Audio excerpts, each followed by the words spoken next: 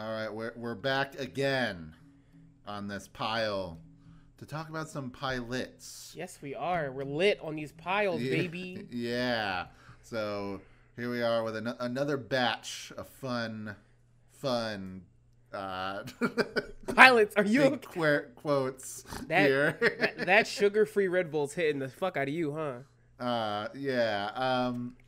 So last time was surprisingly pretty good. Whoa. You didn't you haven't introduced. You haven't fucking introduced you.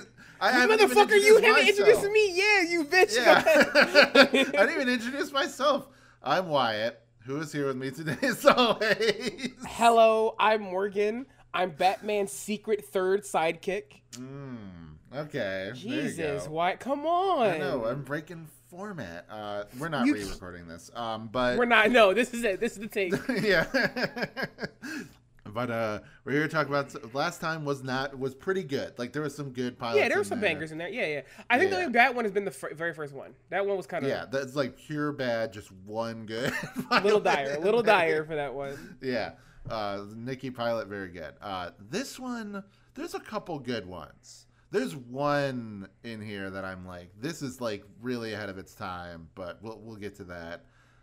But for the most part, it's mostly like it's not bad. Yeah, it is definitely like right down the middle. But we'll talk about it some more. How are you feeling? I'm doing. I kind of like hammered these all in at like 12 o'clock at night because I was like, oh fuck it.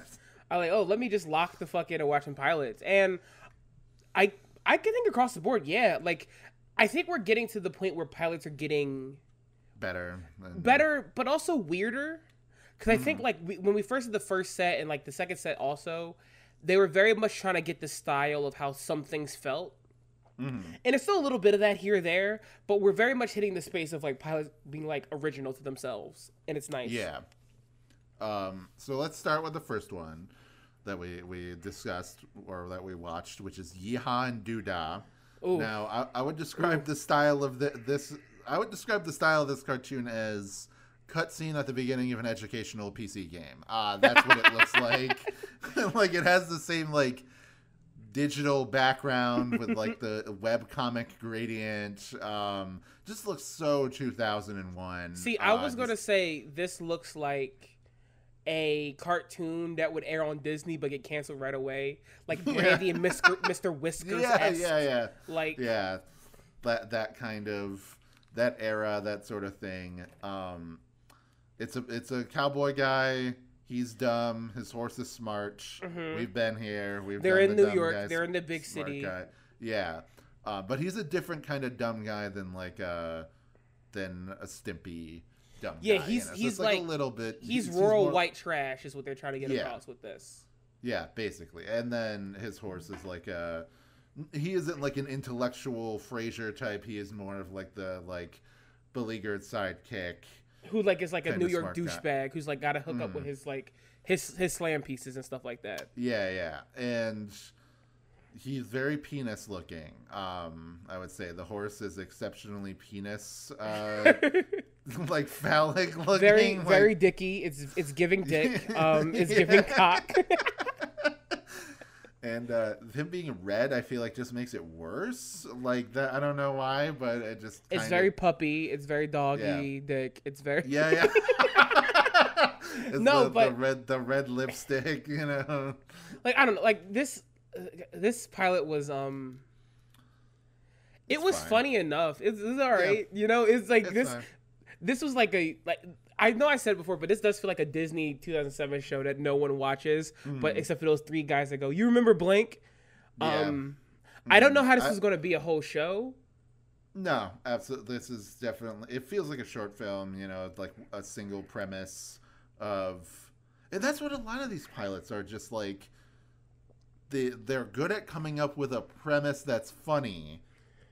But it has no legs. Good. No legs. Yeah, exactly. They're not good at coming up with a show, you know. So like, I think what describes this perfectly to me is on the YouTube video. One of the top comments is a guy saying, "That's my uncle's cartoon. I had no idea it was on YouTube. Dope." So this feels like this feels like the cartoon your uncle would make. Like that's definitely like this how is I would describe it. Where like you're kind of laughing at it or charmed by it on like a polite level, more so than like, oh my god, you're a genius. This is hilarious. It's a novelty that your uncle could make a cartoon. Yeah. Like not to be mean. The thing is, I think this like gets really across to me how much better the cartoon pilots that got picked up. Like if you watch Ed and Eddie's pilot, or even like other ones in the Big Pig, like you watch Billy and Mandy's pilot, it's whipping these things ass. It's crazy the gap between them, because like you watch the Billy and Mandy pilot and you go by the end of it, oh yeah, this is a show. This could be a whole show. And like a lot of these just don't have those. Even if they're like, even the good ones, a lot of times don't feel like they have legs to be an entire show. And I think that's like what people are missing when they make these things. I don't know. It's a bummer. Yeah. Even the one from the like Nikki, the one from the first pilot that we did, I was like, I wanted to see it as a show, but I don't know how they would go about it, because I feel like that pilot is so charming because it's so short, singular. Yeah, and it's short, and it's just like one story, So like, who knows? Like that's the thing. Like sometimes these pilots, if they were expanded into something more, it would, I would kind of like lose what was special about it, or I don't know. I very much see why pilots that like do the origin thing are bad. Like as I get older, because I always go like, why is the first episode like an origin of the characters? I'm like, well, because like your pilot's supposed to sell what an average episode's supposed to be. Yeah. And like a lot of these shows, they sell the average episode, but they sell it in a way that goes, yeah, I don't know if you have much theme though. Like I'm not seeing the visual, like, and this one feels like it, because like listen, was the horse jokes funny enough? Sure, but I don't like. Look, guys, maybe our opinion with sheep in a big city should also make this clear. I think character moving to the big city as a joke for a show is fighting uphill. Like Disney lucked out on having one that was good that did that. They got one that was good that did it, and they lucked out on it. And that didn't happen until years from now. 2018. Exactly. So, like, it's a hard premise to make worth anything. No offense. Yeah. Because at one point, they're going to just learn the city, dude. They're just going to know the city, how the city works. And that's what makes Big City Green so fun, is that, like, there is points where they just know what the city's like. Yeah. It's funny because the characters are good, so they're interesting. So them interacting with the city, even if they fully click or whatever, like they have an understanding of it, they'll never like lose that essential part of themselves that was because they're still in the country. Yeah. So it's and I think that's why it's also like, my own personal bias. Houghton Brothers, they were board artists on Harvey Beaks. That's an amazing show. Carl Greenblatt, great. Gotta say, Harvey Beaks is quickly going up on the Cartoon Buffoons bingo card soon. Yeah. Because we have He Who Should Not Be Named. Don't worry, when we get to that Chowder episode, it'll be constantly talked about. Please follow along at home with your bingo card. If you win, I'll punch you in the face as a gift. So yeah, we will kill you. I do want to give a shout out to KevP9601 on the YouTube video. Shut up. Who made 6 different comments. 1, I love it a lot. 2, awesome. 3, now that's comedy. 4, incredible. 5, excellent. 6, fantastic.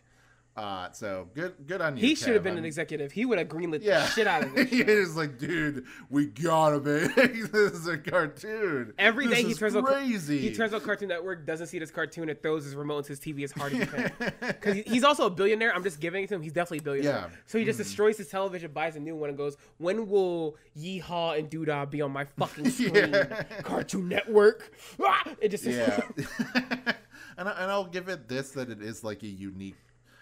Like, I think the backgrounds and everything look horrible, but, like, there's a charm to that early 2000s, like, digital, like, gradient sort of look to it. And the character designs, while not phallic. My cup of tea. Yeah, while very phallic. Both of them are very phallic. They don't look like they're ripping off something else. No, they look very original to themselves. Yeah, so it feels like, this feels like a cartoon that, like, at best or, like, at worst is, like, copying from, like, old Looney Tunes, or Chuck Jones era, Looney Tunes, stuff like that. You know, maybe like that's, but possibly even that Dave the is, Barbarian. I don't know. Yeah, yeah, exactly. But yeah, Sucking up my otherwise it ass. does look like Dave the Barbarian or fucking Brandy and Mr. Whiskers or whatever, like, or that kind of thing. So, all right, I don't know. I guess it's not bad. So I don't want to give it like a 2. So I guess Dude, I'll just give it right down the middle and give it a 3. 2. Oh, see, I gave it a 2 because like it's not Yeah. bad, but also a 3 is like I've returned on my fun Could investment. be good. That's true. Like like down the middle is like, oh, it's like not great, but it's, you know, there are good elements to it. Where this is like, I didn't really find it that funny. So No, I guess it's really annoy not. me. So I guess maybe maybe I will go with 2, where it's like it's not 1, which is like I hate this, but it's Yeah, just I'm watching like, I'll my never clock watch like, this. hey, can we end this? End it. I will never watch this ever again. So, next one, Imp Inc.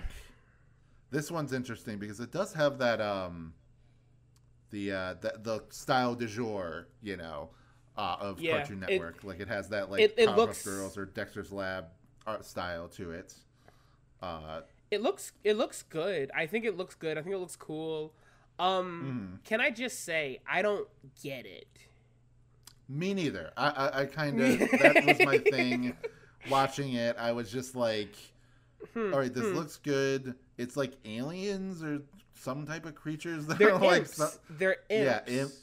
Yeah, and they're doing something.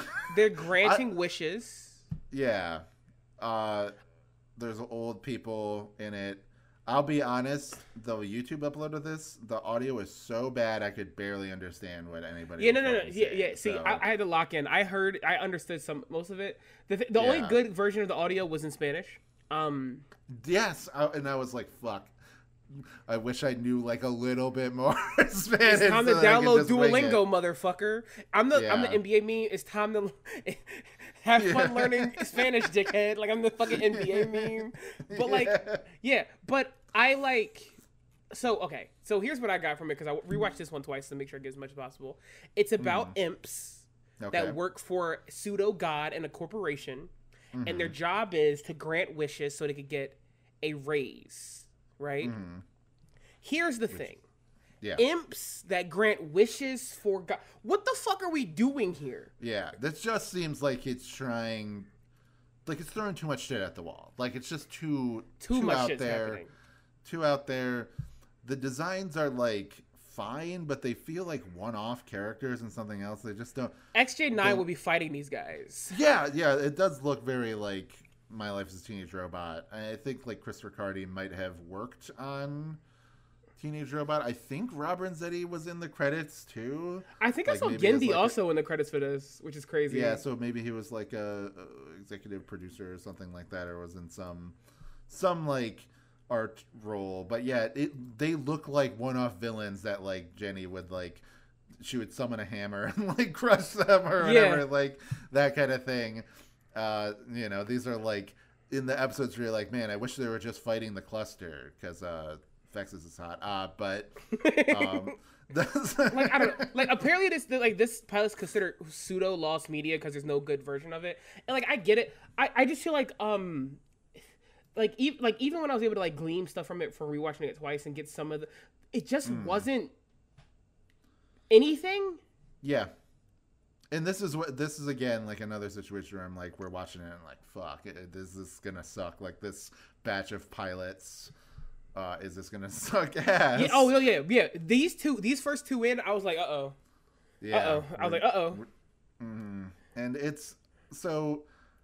I would be open to watching this again if anybody finds a better version of it, which has happened. You know, like remember how we did Flintstones on the Rocks, and then like a week later. Somebody was like, yeah, I actually found like a fucking 4K version of it or whatever. I'm like, God damn it. Well, the version we watched was in such bad quality. No one ever finds like good things though. They always find things that no human gives a goddamn shit about. Yeah, because the things that are lost suck. Like, because nobody cares. No one's putting the work in the final. Like, so like, oh, I need to get, except for that Let me chill out. Let me chill out. Let me chill out. Let me chill out. I was making a joke about footstols on a rock. Let me chill out. Let me chill out. But yeah, like it's not very much of anything. Yeah. Yeah. We don't need to hit another bingo slot. No, we don't. Oh man, but yeah, Imp Inc. was it's 2. I like the designs. It's a 2, but like I like the designs enough. Yeah, the designs I'm a fan of in the sense of like. I think that they're like I like how cute they are or whatever. They remind me of like Dee Dee from Dexter's Lab, but in general, like they're just not. It's just not great. No, you know, it's just like, and it's not that funny. So it's just it's really not that funny, dude. And I like this. This was part of the big pick. This thing got its ass whipped. I bet this thing got its fucking teeth kicked in. Like fucking another cartoon on this list got higher ranking. Like another cartoon on this list got a pretty high ranking as far as the big pick goes, but didn't get picked due to racism reasons. So we'll get into that when we get there. Okay, next one's up is My Freaky Family. We're getting some juice now. Yeah, we're getting some gas a little bit. Mm-hmm. So first of all, I really like the way that this one looks. I love the way this one looks. Oh my god. Yeah. Like the backgrounds and the character designs and everything. Like especially like Nadine herself, like the main character of it, is a very cute design. You know, she's like a Dexter almost kind of character, but with the more like round. I don't know. She just has she's more rounded. She has like this sort of hunched posture of like looking really small and like unassuming that I feel like adds a lot to her character in the pilot of like, oh, she doesn't want to get her picture taken. I will say I think there's like a pushed quality to all the art here. I feel like they could have drawn these characters and someone came in and said more.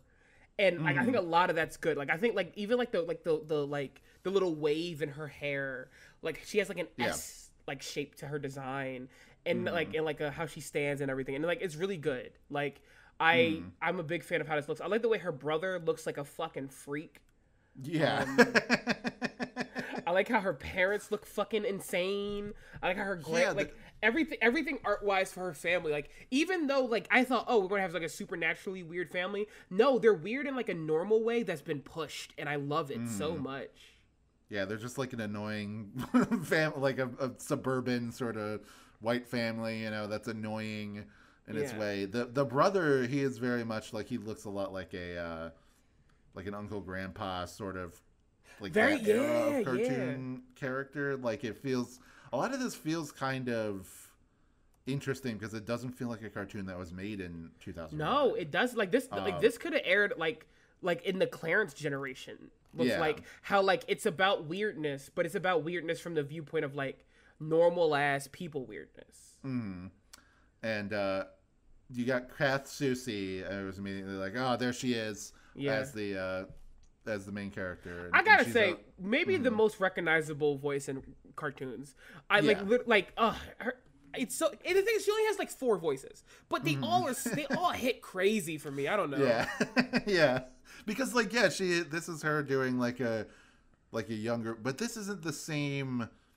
This is like a register deeper than like the Phil and Lil sort of. Yeah, and the performance is different. She's very much like a cooler character type deal. Yeah. No, go ahead. Well, I was saying it's a different mode than we have usually seen her in. And the premise of this is her family's weird. Her mother is like obsessed with taking pictures of like milestone events in lives. So it's the first day of school and she doesn't want to have a picture because she's just generally embarrassed, you know, about like her fucking getting weird pictures. Family. Yeah, and everything. So she tries to evade taking a picture and getting rid of the camera and trying to dodge her family. Her brother is like an egomaniac sort of guy, which is why it's so funny. Excited. Yeah, which is why it's funny that he like looks so weird.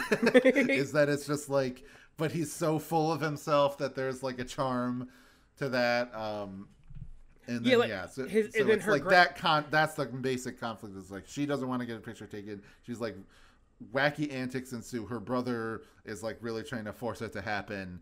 Things go out of control. Her grandma's there. Her grandma's like the size of like a fist. Her grandma's super small. Like they just like they're trying to put like the whole like old women that's small in cartoons thing. They push this to the next level. She's like super duper small, and her dad is like the opposite. He's like a giant walking head, pretty much.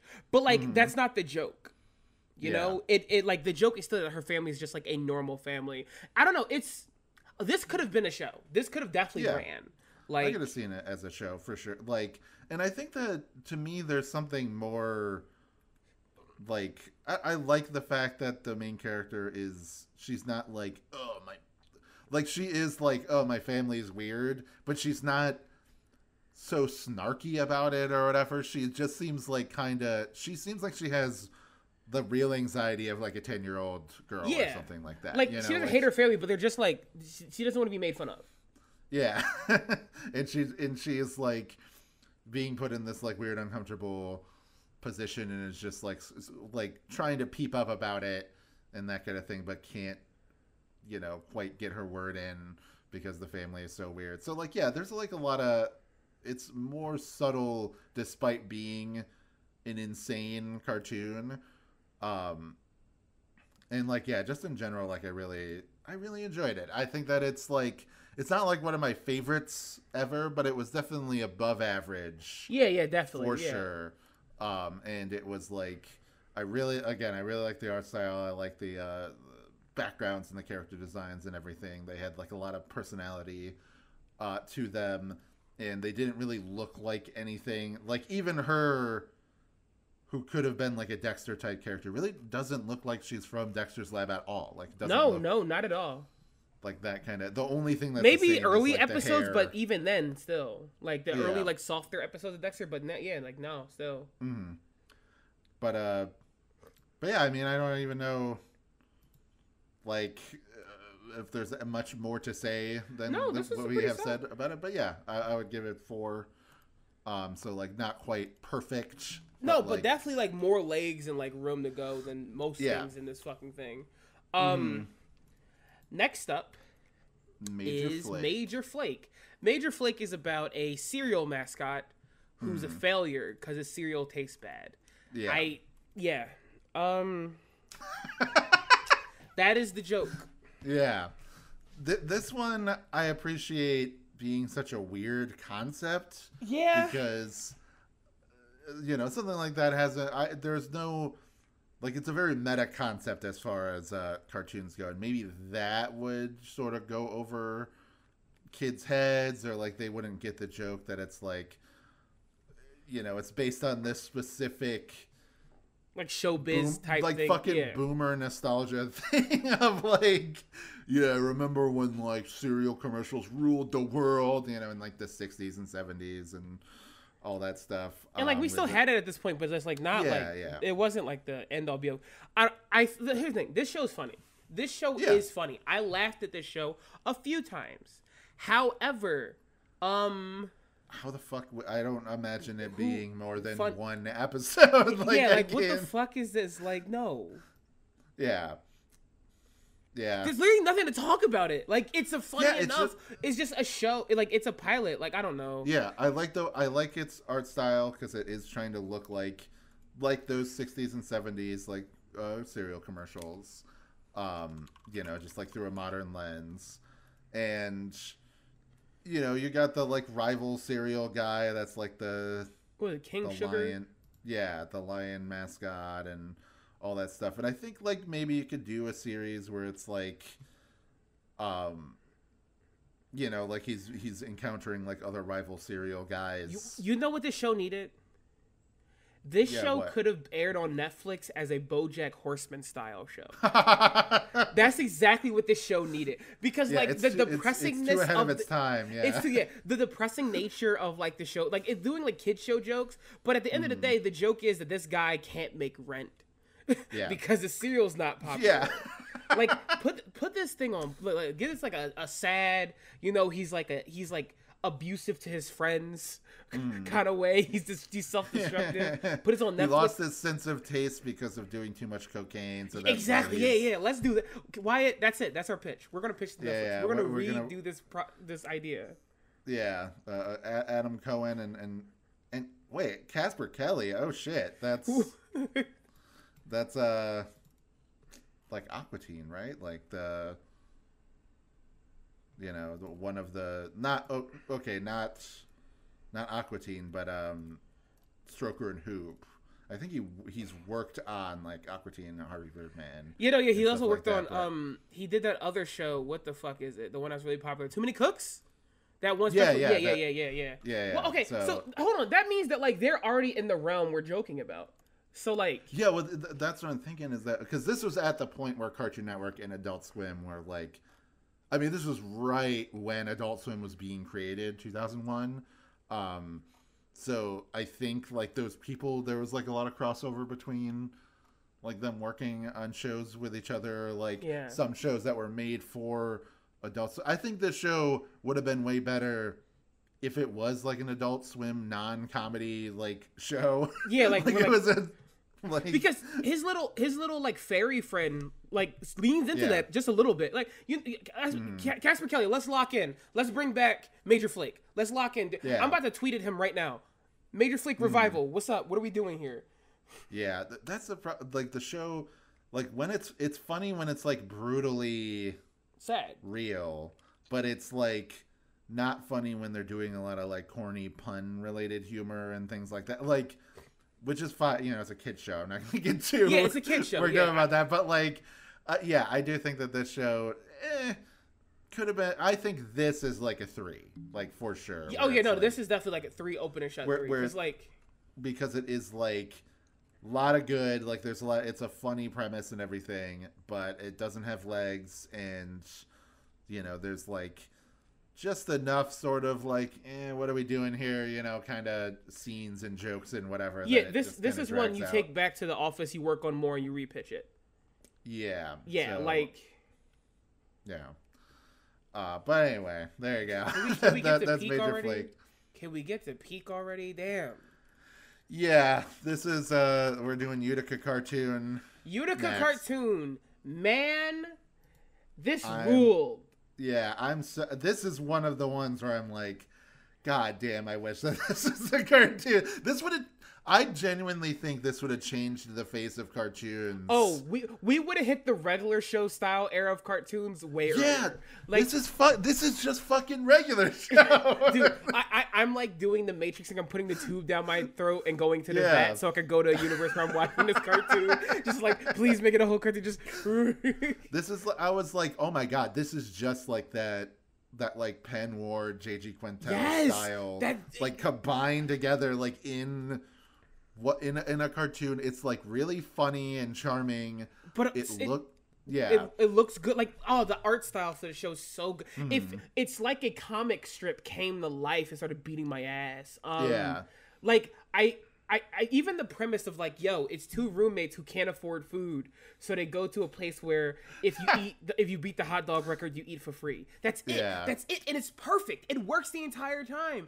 I'm so pissed. This is in a cartoon. I'm so pissed. And it's so funny because like you get there and you're like, oh, that's funny. There's no way they can string this out for an entire episode, though, right? Like, there's no way that one joke they can like string it out, and they just keep pushing it, and it keeps getting further. Funny. Every single time you think they're done with it, they just keep pushing it even further. Dude, like when he said like this, hey, I got an idea, and he just crawls into his mouth and says, I'll eat the hot dogs for you. It's so funny. Oh man, I'm so pissed it's not a full cartoon. Also, I think the other like addict thing is like, even though the monkey and the bear are main roommates for this episode, the cat and the turtle are also doing the funniest bits. Like, what do you do? We're trying to see if there's chocolate in this, and they're sawing a bomb with a hammer and chisel, and I'm like, nah, this is. And then like we don't go and follow them again, but we hear them walking down the street, and then you just hear an explosion in the background. I'm like, good joke, good joke, good joke. This is a good joke. And I love. There's like a moment where they see the bear who's like suffering, trying to eat like hundreds of hot dogs because he's just like pushed this way farther than necessary.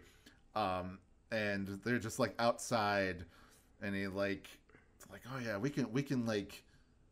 We distract can, them. yeah, exactly. We can distract them. Like, oh, why? Like, oh, so we can get food. Like, there's like this Free sort food.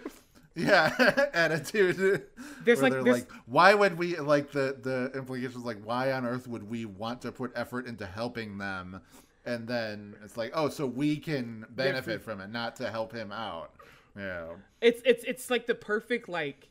We're down on money 26-year-old humor. It's great. It's so good. Yeah, and you like as a New Yorker, Utica is a fucking town that is exactly like this is a town where nobody cares about or lives or whatever. Like it's that kind of town that's like maybe was important at some point, but not anymore. But it's like its glory days were the 1920s, and now we're beyond that.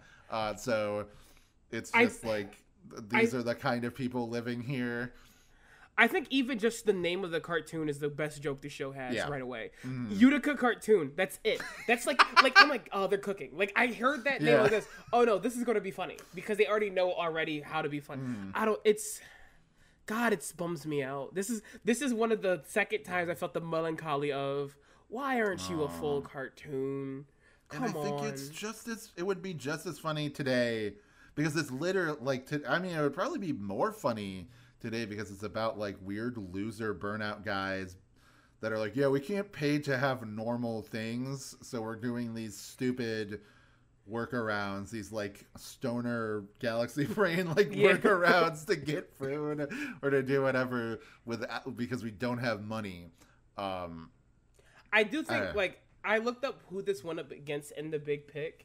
And let me tell you what, bad luck, bud. Bad luck. This went up against Kids Next Door. Oof. Yeah. The Kitty Bobo and My Freaky Family. Let me just say, first of all, go to Kids Next Door. I listen, there's cartoons I love. I don't know if they're being Kids Next Door as a pilot.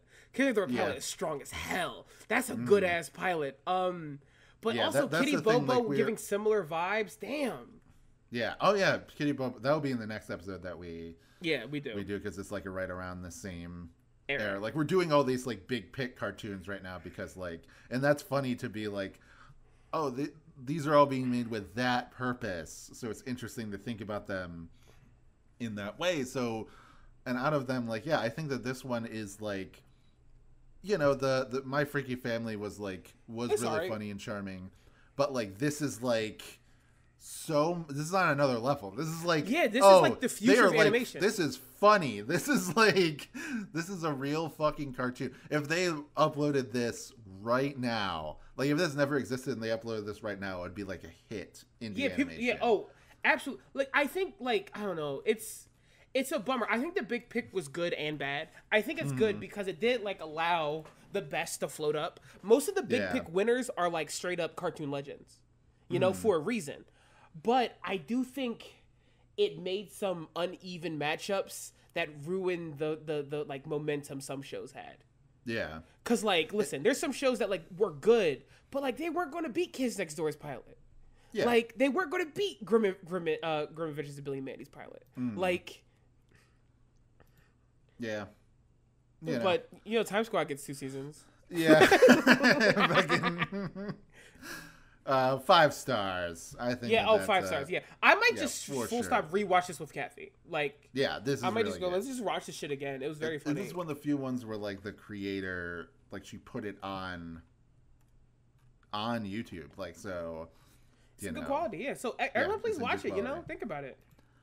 All right, on to the last one, which also has. I also had to go out of my way to find a good quality version of it because the one on YouTube was really bad quality. But thankfully, they had a link to their website where it was in better quality. Yeah. Swaroop. Now, this is one of those cartoons where it's I can see how it would be a show, right? Mm-hmm. But there's some elements of it that are a little bit worrisome in the sense of the creator Mike Milo, decidedly not Indian guy. However, not Indian guy, apparently had a very big Indian production cast and stuff with it. But again, the main creator isn't Indian, and I don't know, man. I don't know. And yeah, he was teamed up with Atul Rao, who was the voice for Swaroop.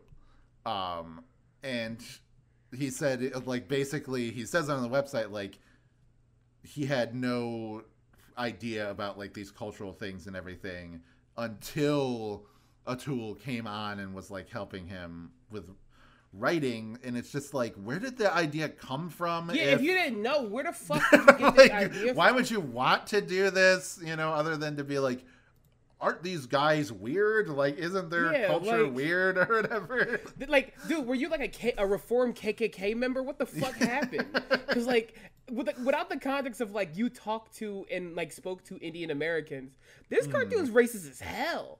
Like, yeah. But also, go ahead. Well, I'm just saying that it's like, that is an important, like, that's why I'm glad that I found the website where it kind of explained the context of the cartoon, because I was like, oh god, like, at first, like, as soon as the character started talking, and then, like, we go to like, once I started to understand what the premise of the pilot was going to be with the sacred cow and everything, I was like, oh god, here we go. But, like, the longer it went on, the more it felt like his family members were characters outside of the, like, stereotype. Yes. Like, there's some straight up good jokes in the thing. Like, I don't know. It's funny. I wish I could look past the initial bad taste of the guy running this is awake, dude. Like, I wish I could look past it, but it was so hard. But the show has great, like, the joke of, like, yes, I'm going to get in touch with American culture, you know? We should get in touch with American culture. What are you doing? Making a piñata. But grandma, piñatas are Mexican.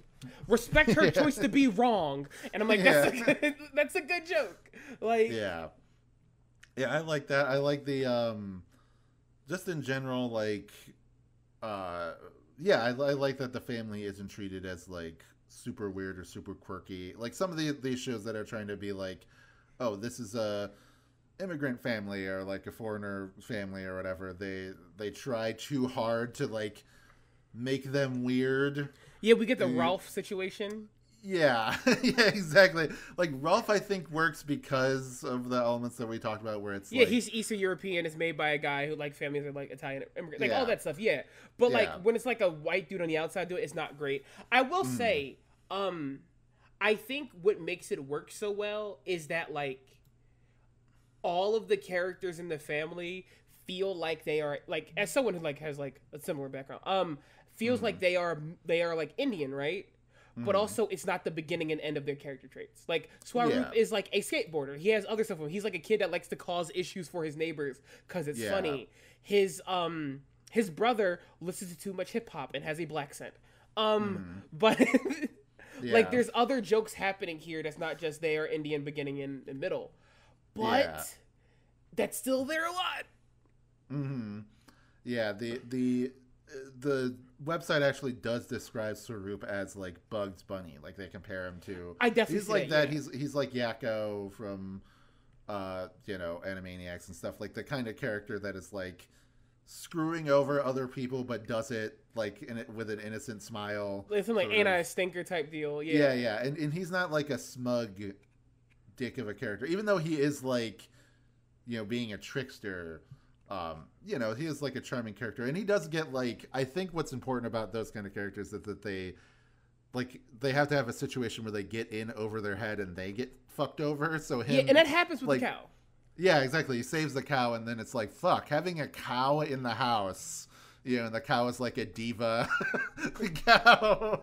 Drips milk, like, on him while it's sleeping. Yeah, like that kind of thing. I do gotta say though, sacred cow jokes for Indian cartoon played out. That's what I'm gonna say. Like, it feels like the premise of this was come up with, and then the network was like, you gotta get some Indian people to help you with that, to flesh this out, and they didn't move it beyond, like, dude, this seems like such a surface level, like, low hanging fruit story. If this, like, was about anything else, literally anything else dealing with the neighborhood or his brother or anything, it would have been better. But just like, oh no, you can't kill the cow, it's a sacred animal. I'm like, oh fuck.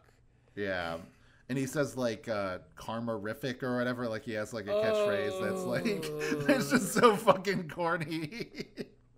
It's just like, that's the thing, like there is an element of, I feel like the family, that probably is where Atul Rao comes in the most, like the writer. Yeah, because and that's the funniest jokes. The interaction between the families is the funniest jokes in the pilot. Yeah, because they feel like real characters. They don't just feel like jokes about the old country or whatever, like those kind of things. And when they talk about, I think the only, joke at the expense of their culture or religion is like the grandma going to the calendar and being like, well, this day is the day where we must let in a cow into our home or whatever, like that kind of like weird, set up premise to like aren't make it different so the cultures strange. Yeah. I don't know. Like, so it feels like with the context that anything I like about this cartoon was added in later. Yes. So I can't like really give it a pass. The premise of it just feels like it is, was like, again, like set in stone or like developed by the guy, just like whatever his name is, Milo, what's his face? Mike Milo? That's it. Yeah. That's an awful name. Yeah. And then it was like tweaked afterwards to sort of make it work. It just doesn't seem like, like maybe he had like an actual love and appreciation for this culture, but was this his story to tell or like his cartoon to make? Like I feel like that's a different case than like, something like Craig of the Creek, where it's like, yeah, the two creators, also white guys, but like they are trying to make a show, about like that's not just about a black family. Like that's what like Craig is and his family, but it's more specifically about the Creek and all the different kids there. Yeah, so they staffed the show with not just black people, but many different types of people that can fit these, different types of kids. So there's like an authenticity throughout the whenever there's an episode about Craig's experience or like episode that feels very black, it is the episodes they're not working on for the most part. Yeah. Like, and that's not like an accident, That's like very much, there's a reason for that. Like, yeah, they can write for JP and Kelsey, but as far as, Jeff Trammell and people like that, like, that are working on the show to be like head writers and like working on that regard. Like, yeah, that is a super important aspect of the show, but it's not the only aspect of Craig of the Creek. There's also the main idea of the Creek, which is full of many different types of kids, whereas this is like the Indian family is like the core of the show. Yeah, like, exactly. The core of the show. And like, just, I don't know. I've a white guy like this, I want to make a show that's about a really, really Indian immigrant family, and I'm like, why are you the one that wants to do... Like, if someone pitched Craig of the Creek is like, I want to make a show about, like, the most black family you ever met. Well, hold on, doctor guy. Let's take a step. Guys. Yeah. Also, so just, a lot of the, like, cast and production and directors and stuff that you like from Craig of the Creek are just black. So, like, whenever you look at them... That's what I'm saying, is that, like, the creators were white, but they didn't go in to make, like... Yeah, we're doing our version of black culture. They came in to be like, we wanted to have the main character be black, and then we want to get people on the staff that actually are black to write for Craig and make sure that it feels authentic. And then we can handle all the stupid nonsense with like the paintball kids or the sewer kids or whatever, like horse girls, like all these, like that's the main thing that they're doing. The showrunners is like handling the world and the macro scale of things. Whereas like, this is just like, how many jokes are you going to have about Swaroop fucking over some white neighbor guy, like that's the like that's like the joke, and then to me that's like, how much legs does it have, how far does it go before it just starts becoming not just repetitive but like kind of offensive. And like, I think the number one thing, go ahead. Yeah, well, no, continue please. I think the number one thing that really shows that this show was definitely made and someone made it changes is I think how forward Swaroop's voice actor is, and like the credits and stuff for like production and stuff like that, because like it very much feels like someone definitely wants this guy like, hey, I know it's 2001, but no, well, Gendy's making samurai jacket, that's different. That's different. Not much, but it's different. Yeah. Again, Samurai Jack is a situation where it's like the world, like beyond the like the first episode is placed in a Japan, like is it's Japan, but like after that it's like anything goes. That's kind of the. To be honest, I'm surprised. I'm surprised Samurai Jack has less of like the racist Japanese cyberpunk tropes in it. I thought there'd be way more, but yeah. Anyway, what are we giving Swaroop? What do you feel? I don't know. I feel like I said, there is funny elements to it. He is a funny character in general. Like he doesn't feel like and it is like he's voiced by an Indian guy, like who was the main writer of the show. So it's like I can't be too like about like the accents that they're putting on, like because they're all like the characters are all people of like the correct background. Yeah, I gave it a 4 because I do think the family element's funny. Just there's still some bad taste in my mouth, but I can't sit here and pretend I didn't laugh at a lot of the jokes in here and like the family interactions. Yes, like I don't know if I would want to see a full show of this. Yeah, probably not. Or if they ever did make one, I would prefer it to be like. Somebody whose family was Indian. That this is their story. Yes. But yeah, I didn't like it didn't like after the initial, like you said, the initial like, what's going on here?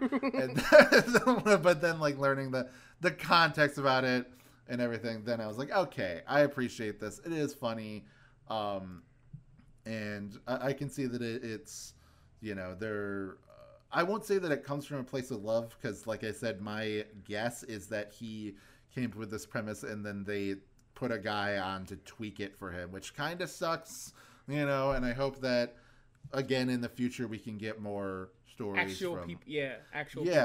Especially because, like, just recently, and this really annoys the shit out of me, but, like, on Netflix they had the Boons and Curses, the show that was, like, an action adventure cartoon based on like Hinduism and like a lot of stories in Hindu mythology and like made by an Indian guy and then was just thrown out like mid-production. Like they were making the show and then Netflix was just like, no, we're not doing that. Because they did this big push in 2020 to be like, I remember, cartoons. We're making more cartoons because of the pandemic, and we're not racist, so we're making cartoons about not white people. And it's like, actually, all of that was a complete fucking lie. Like, just a couple years later, they just threw all that shit out. Like, this is gay as fuck. I don't want to do this. Yeah. Like, they're like, this is lame. But yeah, I feel like we talked a good amount about Swaroop here just because of the, like, subject matter. The guy who made it has on his website, he says that sadly Swaroop came to a sudden end when the whole problem with Pakistan started after 9/11 and Cartoon Network dropped development on it. Jesus. Feel free to tell them that they should revisit it.